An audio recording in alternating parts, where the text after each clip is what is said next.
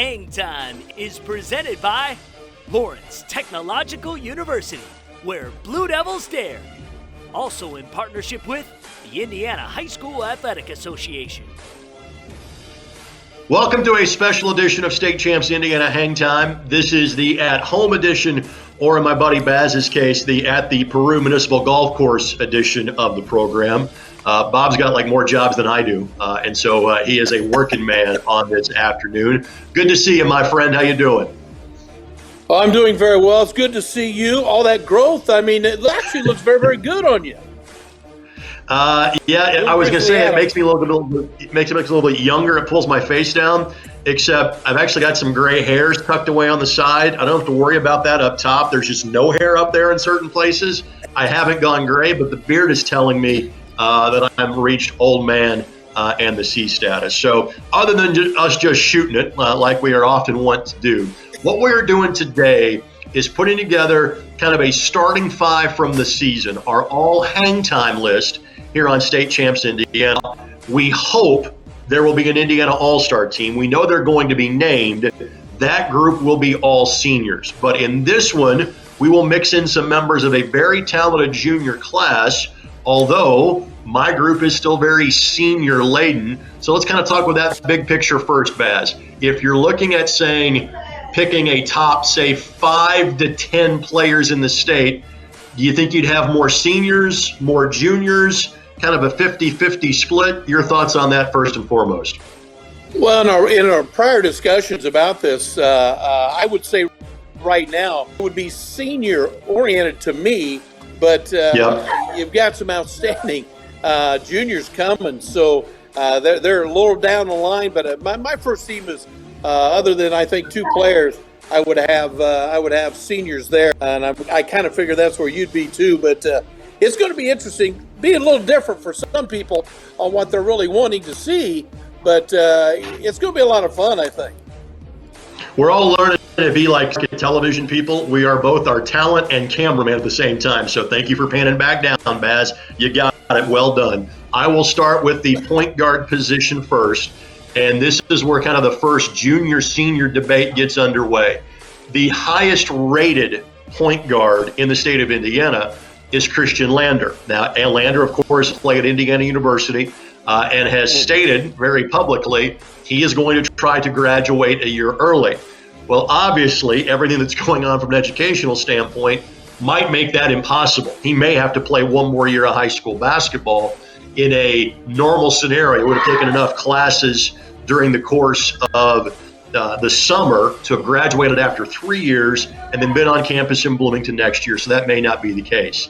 However, if you ask me who the best guard that is playing high school basketball right now in the state of Indiana would be, it would be Nigel Pack. Even though Lawrence Central was 1-0 in the tournament this year, North knocked him out, beat him for a third time, regular season matchup, county tournament, and then the sectional opening round game. Having seen Nigel as much as I have this year, he's going to play at Kansas State next year. I think he's the best point guard in the state. Great distributor, plus 90% free throw shooter, 40% from three-point range, about 19 or so points a game. And it had not been for a talented guy like Dre Davis, that number would have been more. I think Lander's a fantastic talent, but if you're asking me to pick a high school point guard in the state of Indiana, my thought is Nigel Pack. Bob, what do you think? Well, I a pure natural point guard, I probably would have to agree with you. But this kid out of that's going to go to IU, Lander, is really an outstanding player, and he's got great size. But you look at a point guard. Point guards aren't normally a guy you're going to look to put a lot of points on the board. Where Lander did, but I think the Pack kid is very, very, very real as the leading one for point guard.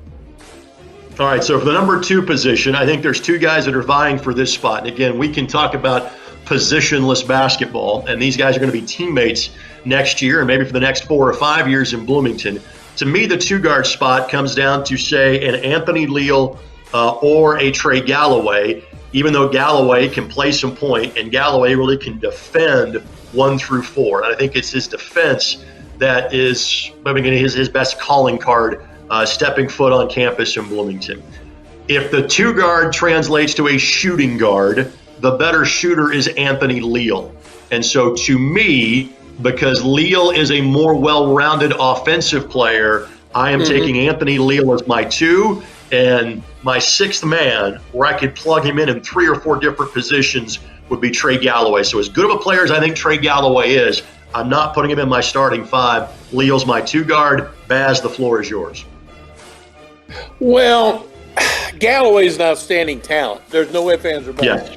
But once again, I got to look at how and who Leo played this year. And to me, that gives him the edge over Galloway. But he's right there. I mean, you stub your toe, you're not going to miss anything inserting him into that starting lineup. Agreed. So I've got Anthony Leal in my starting lineup, Trey Galloway. If you ask me who the 5 best seniors are, Galloway's in that starting 5. But since we're including juniors into the mix, if you give me Trey Galloway as a 6th man in real life, I got a pretty good basketball team. So I'm in good shape. To me, one of the exactly, I can coach that group and be successful. Number 3, the 3 guard, the small forward, would be Tony Perkins of Lawrence North. Again, he is bound for Iowa. He is a young man whose recruitment kind of blew up over the course of the summer, going to play at Iowa, and really backed it up. He was a role player up until this year for Lawrence North.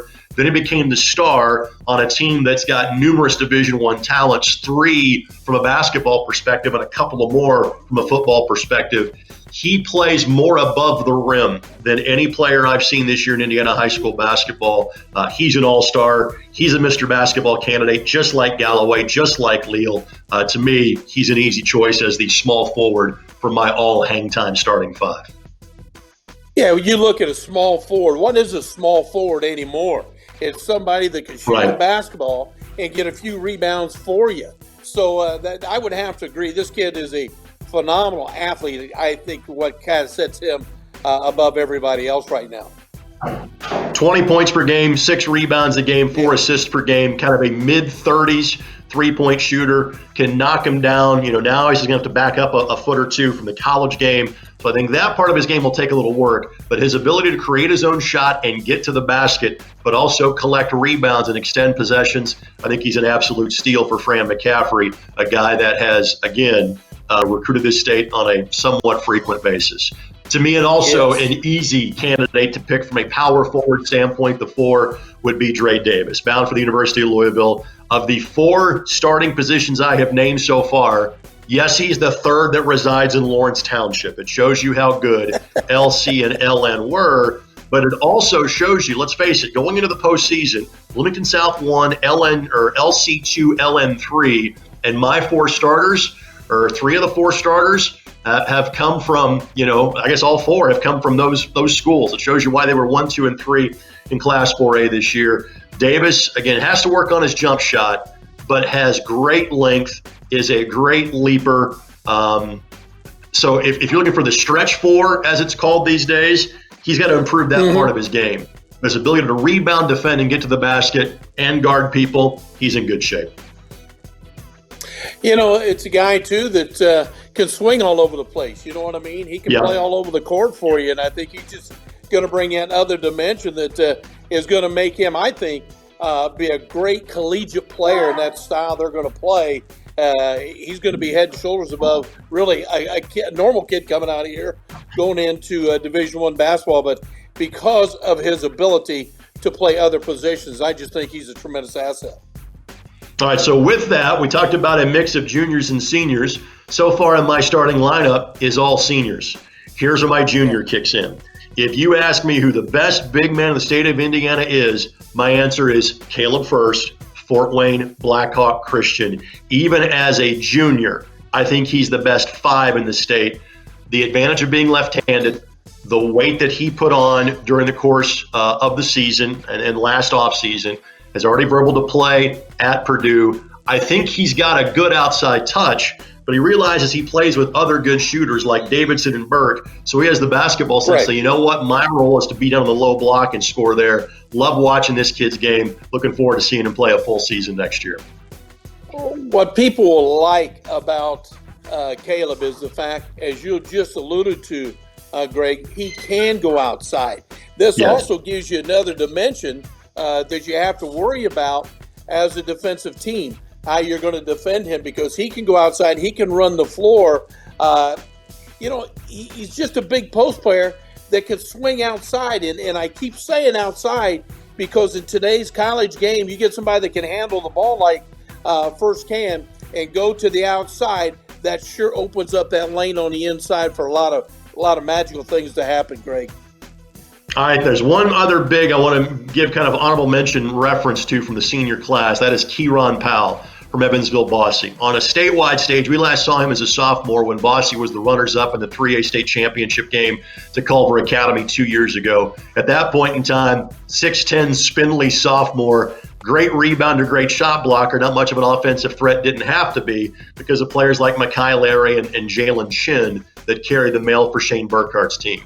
He's become a much more well-rounded player the last couple of years, going to play for Kelvin Sampson at the University of Houston. Again, I think First is the better player, but if, let's say, again, we were doing an all-senior starting five, I would put them as my center. So my five would be Nigel Pack, Anthony Leal, Tony Perkins, Dre Davis, Caleb First. My honorable mention guys off the bench would be Trey Galloway, Christian Lander, as well as Kieran Powell. Other names that, Bob, in your estimation, deserve a mention? Well, I'm going to go back a little bit more on into that underclass coming up, and I got to look at really Trey Kaufman out of Silver Creek. Of course. I think this kid's a player at 6'9". He brings home double digits, over 25 points a game. But the thing that jumps out at me, Coach, he gets 10 boards a game. And a guy that kind of fell off a little bit because he got hurt, that is going to be on everybody's radar next year, is Jalen Blackman out of Marion. He played 8 games this year and averaged almost 32 points a game, but going to come off that knee injury. It's going to be interesting to see how he's able to bounce back for his dad, the Marion Giants. But those are two guys that I think that really jump out at me. A lot of people are going to talk about Luke Brown. Luke Brown is a great offensive player. No ifs, no ands, no buts. But he's just not there for me. But another kid out of the northwest part of the state, Kenyon Thompson out of Maryville, is an outstanding athlete. Gets 30 points a game, just 6'1". But he also gets in there and gets 9 boards a game. Those kids kind of jump out at me right now that I would really have to look on putting on the undercard on the second and third team. All right, so again, the junior class that are about to be seniors next year, this may be the deepest class we've ever seen in the state of Indiana. I don't say that phrase lightly. I know the weight of that statement. That is how good this group is from, say, 1 to 30. I think there's a bit of a cutoff senior class after, say, 7 or 8, where you can say there's a difference, and maybe some kids might make the all-star team that in previous years wouldn't do it. But the junior class, it'll be a senior class from 1 to 30, is just absolutely fantastic. And the top 5, 6, 7, 8 kids of those, there will be some kids that almost in any other year would have been Indiana All-Stars that won't make it next year. That's how deep that group is. So again, there you go, our All Hangtime 5. Brother Bobby, you take care of yourself. Be safe out there, and hopefully we could do this again real soon. You too, and don't take any commercials for shaving. You're no pantyhose. If somebody offers me good money to shave, I'll do it in a heartbeat. There you go, big boy. Raleigh Fingers Jr. State Champs Hang Time is presented by Lawrence Technological University, where Blue Devils dare. Also in partnership with the Indiana High School Athletic Association.